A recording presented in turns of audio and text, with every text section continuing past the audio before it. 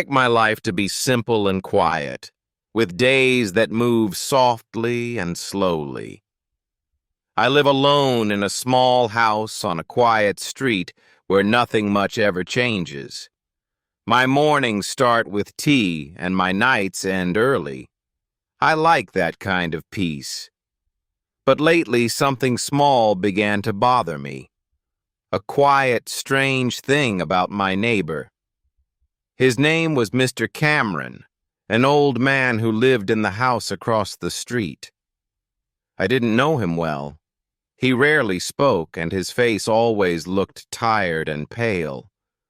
But his house held a secret, a small one that I couldn't stop thinking about. Every night the light in his kitchen stayed on. Not for an hour, but all night long.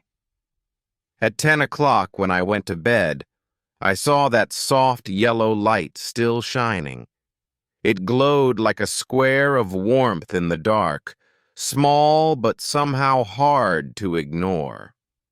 Sometimes I woke in the middle of the night, and the light was still there. Even when the sun rose, his kitchen window still glowed with that quiet yellow shine. At first, I thought maybe he just forgot. He was old, after all, maybe forgetful. But it happened night after night. And something inside me began to feel restless. It felt wasteful, wrong somehow. Why keep the light on when no one was there to see? During the day, I sometimes saw him in his garden, slow and silent, watering flowers. He was thin and frail, with eyes that looked like they had known too much sadness. He never had visitors. His house stayed still, like it was holding its breath. And though I felt sorry for him, the light still made me strangely upset each night. It became a quiet mystery that filled my thoughts. I wanted to understand it.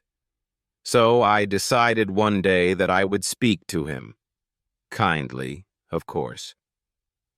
One afternoon, I was walking home from the store when I saw Mr. Cameron outside. He was watering his garden, moving so slowly it looked like even time felt sorry for him. I took a deep breath. This was my chance to finally say something, to be a good neighbor.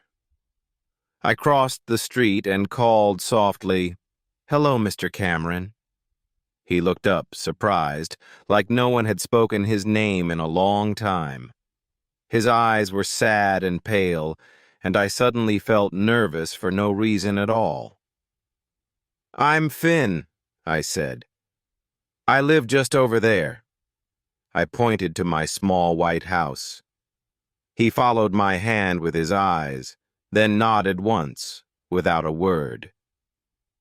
The silence between us stretched. I tried again. "I hope you're having a good day." He nodded again, but still didn't speak.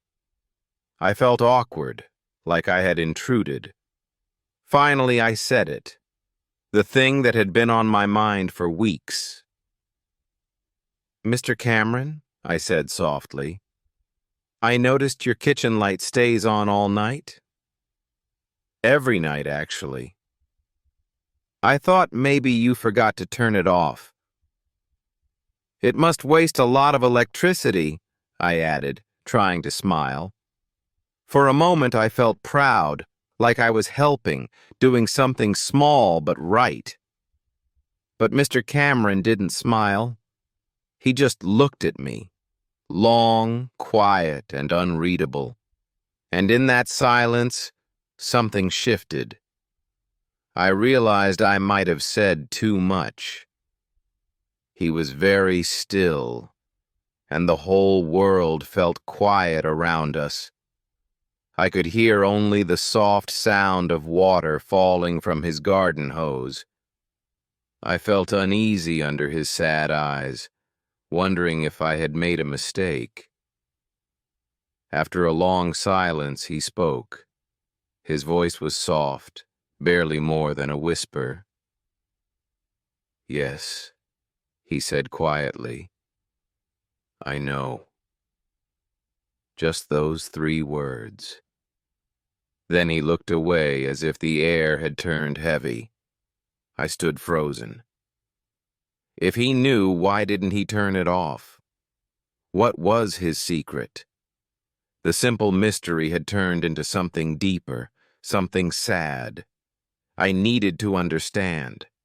I needed to know the reason. Mr. Cameron turned off the water and let out a long, weary sigh. He looked toward his house, his eyes resting on the kitchen window glowing in the sun.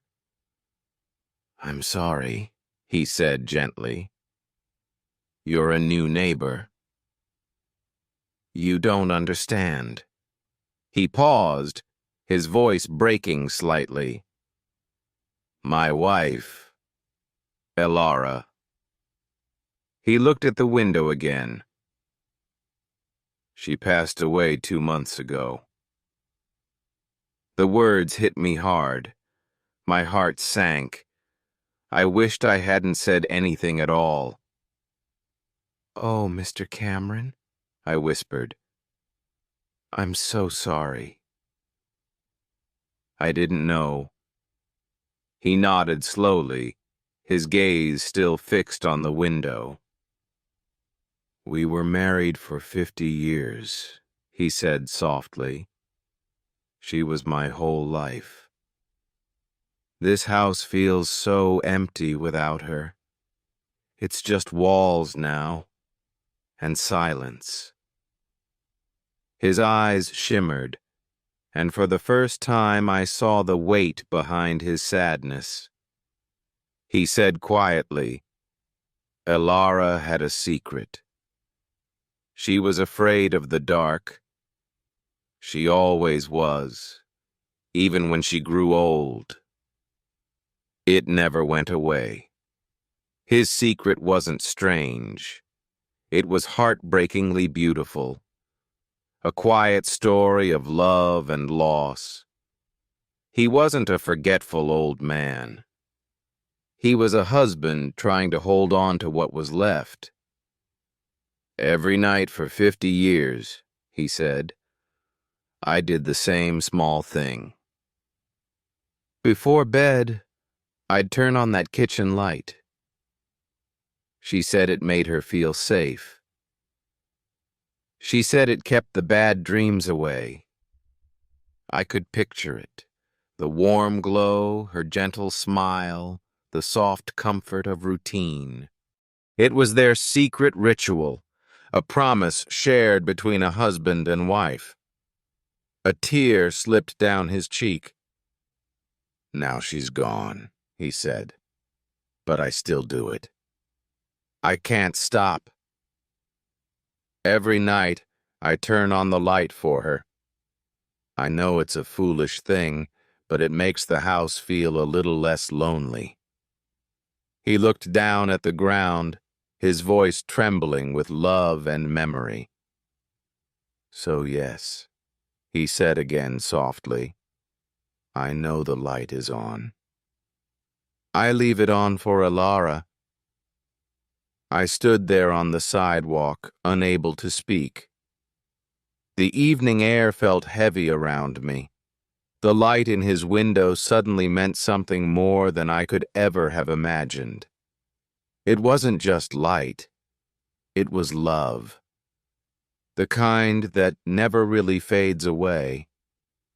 I felt a deep wave of shame rise inside me, quiet and heavy like rain. I had thought this man was only a careless old neighbor, wasting light and time. I had believed I was clever, that I understood simple things better than he did. But I was wrong, completely wrong. My small judgment now felt like a cruel mistake. For a long moment, I couldn't speak. Then, finally, my voice came out in a whisper. "That isn't a silly thing, Mr. Cameron," I said softly. That's a beautiful thing. He looked up at me, and for the first time, his lips curved into a smile. It was a small smile, sad, trembling, but it carried the warmth of something pure.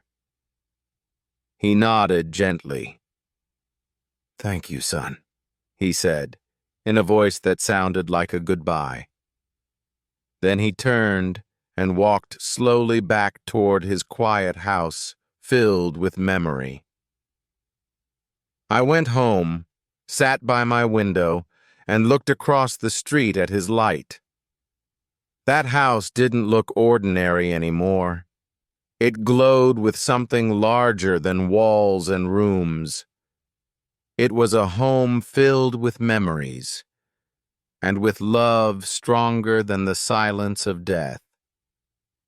When I went to bed that night, I looked out my window one last time. At 10 o'clock, the small yellow light in Mr. Cameron's kitchen flickered on again. It shone softly, like a promise, a small point of light in the wide darkness. I didn't feel angry anymore. I didn't think about wasted electricity or empty rooms. I thought about a man who missed his wife, and a love that never stopped burning. The light wasn't a mistake. It was a memory, a vow, a heartbeat that refused to fade. It was a quiet, "I love you" sent into the night, again and again. And now, every time I see that light, I no longer see waste or habit. I see devotion. I see tenderness. I see the beautiful light of love. I hope this session was helpful. Please like and subscribe to our channel for more such interesting stories. Take care, everyone.